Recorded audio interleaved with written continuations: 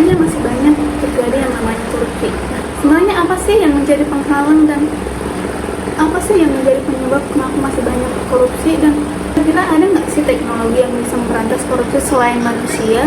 Nah, di sini saya akan bahas mengenai teknologi yang dapat memberantas. Nah, di sini saya akan membahas mengenai artikel yang akan saya review. Artikel ini berjudul yaitu Sistem Anti Korupsi 4.0 Adopsi Teknologi Blockchain di Sektor Publik, di mana penulisnya yaitu Ilmiah Fitri Asmi dan yang kedua Taisundro, yang diterbitkan pada tahun 2003.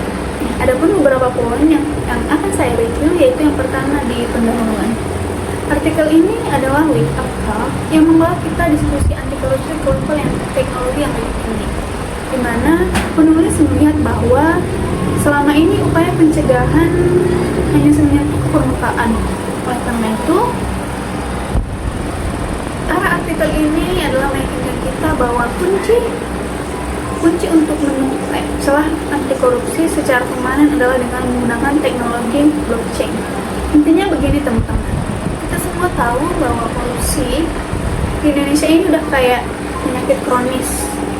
Mau sekuat apapun KPK berjuang, mau sebanyak apapun peraturan dibuat, datanya tetap menunjukkan bahwa korupsi masih terus subur di Indonesia.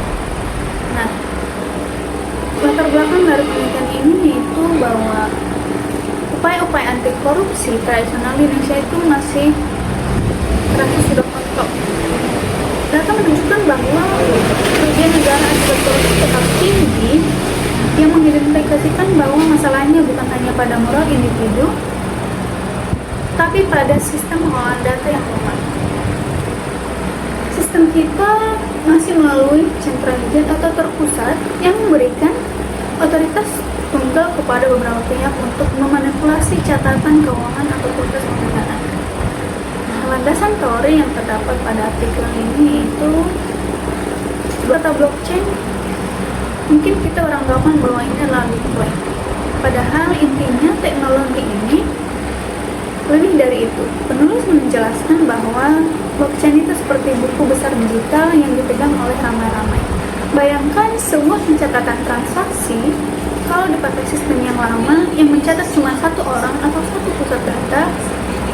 Kalau orang itu nakal, datanya bisa diubah. Nah, kalau pakai blockchain, semua peserta dalam jaringan pegang saling hubungan besar yang sama. Jadi intinya seorang tidak dapat memanipulasi data secara pribadi. Ada beberapa metode yang dapat digunakan dalam artikel ini, yaitu metodenya bersifat kualitatif atau eksploratif. Kenapa? Karena di Indonesia nggak banyak orang yang mengkaji ini secara resmi, jadi mereka harus mencegah atau menggali informasi dari sumber-sumber paling kredibel. Penulis juga menggunakan teknik wawancara mendalam. Narasumbernya pun nggak main-main. Para ahli musik, ahli pengawasan keuangan, para pakar teknologi dan pengembangan blockchain di Indonesia. Nah, inti dari pembahasan artikel ini yaitu penulis menyoroti bahwa masalah terbesar sistem kita adalah sentralisasi data. Semuanya bergantung pada satu titik kontrol. Titik inilah yang menjadi tempat orang bisa bermain dan memanipulasi data. Blockchain menawarkan jalan keluarnya dengan desentralisasi. Lalu bagaimana model penerapannya di Indonesia? Jenis yang dipakai itu harus berizin. Karena penulis menyarankan kita nggak bisa pakai data blockchain publik terbuka seperti Bitcoin karena data negara itu sensitif. Jadi yang disarankan itu adalah permissioned atau blockchain. Adapun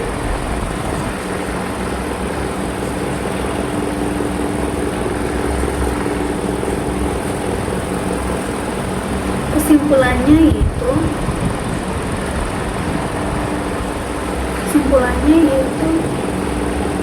membasmi korupsi di Indonesia membutuhkan lompatan teknologi. Blockchain bukanlah sekedar pelengkap, tapi hubungan antara